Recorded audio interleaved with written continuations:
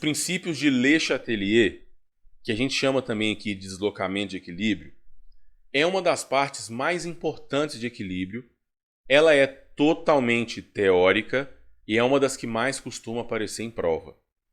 Ele diz que caso um sistema que está lá em equilíbrio sofra algum tipo de perturbação externa, o próprio sistema sozinho dá um jeito de se rearranjar ali a fim de atingir o equilíbrio novamente. Quando um sistema sai do equilíbrio, ele sozinho dá um jeito ali e volta para o equilíbrio de novo.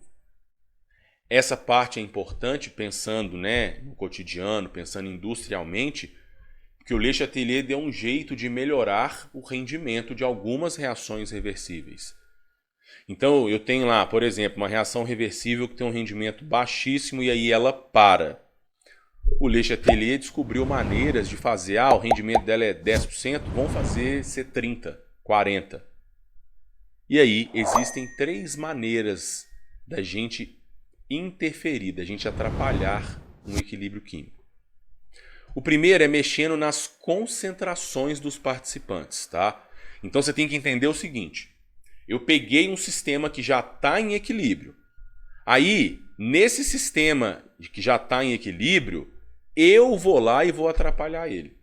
Então, do tipo, eu posso, num sistema que já está lá em equilíbrio, já tem as concentrações quando a reação estacionou, eu vou lá e coloco mais reagente. Ou eu vou lá e coloco mais produto. Como? Gente, eu tenho um sistema fechado de gases, eu pego com uma seringa e injeto um gás lá dentro. É assim que funciona. Ou então eu posso retirar produto ou retirar reagente lá de dentro. E qualquer alteração dessa que eu fizer, tá? O sistema sozinho ele tende a se deslocar para um dos dois sentidos, direto ou inverso, para poder voltar para o equilíbrio. Então esse deslocar, fique esperto, nós vamos usar essa palavra o tempo inteiro aqui, na definição, nos conceitos, nas questões você vai ver. Essa parada de deslocar o equilíbrio no sentido direto, no sentido inverso, para a direita, para a esquerda, esse deslocar significa para onde a reação vai reagir um pouco mais momentaneamente até que o sistema volte para o equilíbrio. Imagina que eu tenho a reação de síntese da amônia. E aí o sistema pergunta, a questão me pergunta, o que vai acontecer se eu colocar mais N2? Como o N2 é um reagente, desloca para a direita, vai formar mais amônia instantaneamente para poder voltar para o equilíbrio. É assim que funciona.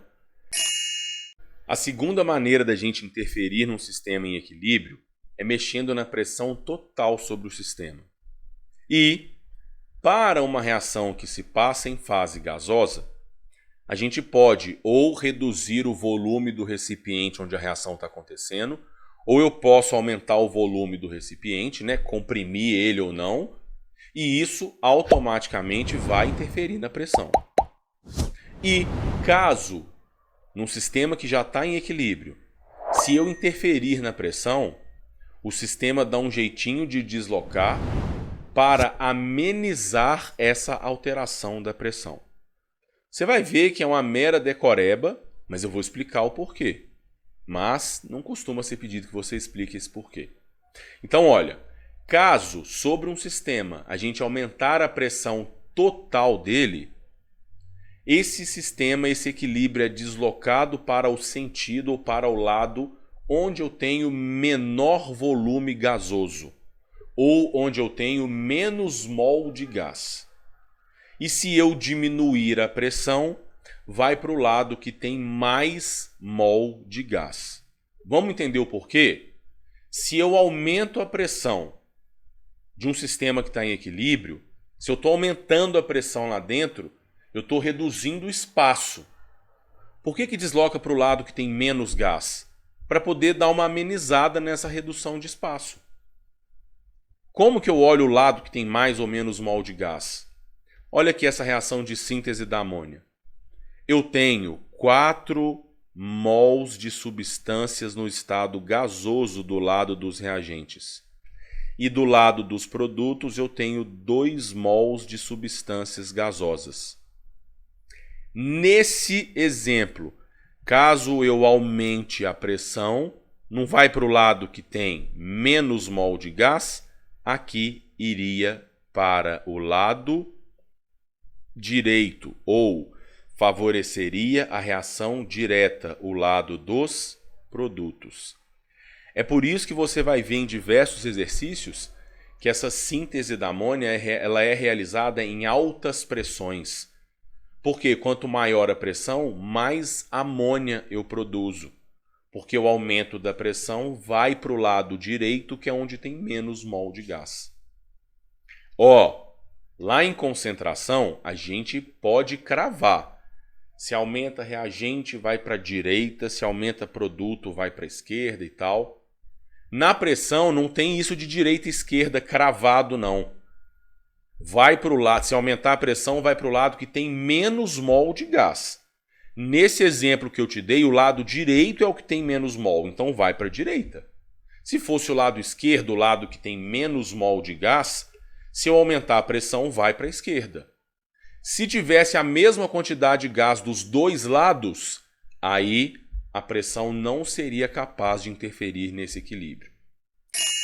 A terceira maneira de interferir num sistema em equilíbrio é mexendo na temperatura do sistema reacional.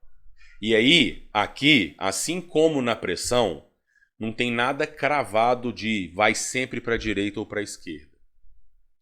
A maneira como a temperatura altera ou interfere num equilíbrio químico está totalmente relacionada com o valor do ΔH, da variação da entalpia da nossa reação. Então, se aumentando ou diminuindo a temperatura, como isso interfere no equilíbrio, depende do ΔH da reação. Sendo que, quando eu aumento a temperatura de um sistema, isso desloca o equilíbrio para o sentido endotérmico da reação. E, se eu diminuir a temperatura, desloca para o sentido exotérmico da reação. Por quê? Se a reação é endotérmica, se eu aumento a temperatura do sistema, eu tenho mais calor disponível. Para a reação que é endotérmica, é melhor. Por isso que desloca para o sentido dela. Tá, mas como que eu vou saber qual reação é endotérmica e qual é exotérmica? A questão me dá. Olha aí o exemplo da síntese da amônia de novo. Eu tenho que essa reação tem um ΔH de menos 88 kJ. Isso quer dizer, menos 88 negativo, quer dizer que esse ΔH é exotérmico. Essa reação é exotérmica. Mas lembra que agora a gente está trabalhando com reações reversíveis. Ou seja, o ΔH que vem apresentado para a gente numa questão, ele se refere sempre à reação direta. Então, menos 88, ΔH negativo exotérmica, é a reação direta. Lembra que na lei de Hess, quando a gente invertia a reação, não trocava o sinal do ΔH? Ou seja, se a direta é exotérmica, a inversa seria endotérmica. E aí, caso eu aumentasse a temperatura desse sistema, o equilíbrio seria deslocado para a esquerda. Por que para a esquerda? Porque o lado esquerdo é o sentido endotérmico da reação. E quando eu aumento a temperatura, eu favoreço o sentido endotérmico. Se nesse exemplo eu diminuísse a temperatura, o equilíbrio seria deslocado para a direita. Porque diminuir a temperatura favorece o sentido exotérmico, que no caso é o sentido direto dela. Porque o ΔH que vem dado para mim se refere à reação direta. Um fato importante sobre a temperatura é que a temperatura é o único dos fatores que mexe no valor numérico da constante de equilíbrio. Ou seja, A constante de equilíbrio é uma constante se a temperatura ficar constante. E olha, não preocupa, é só teórico, não tem fórmula, não tem conta, não tem uma relação matemática que eu possa pensar assim, a constante de equilíbrio é tanto a 30 graus, qual que será a constante de equilíbrio a 100? Não existe uma forma de calcular isso. Mas eu tenho que saber que a temperatura é o único fator que muda o valor da constante.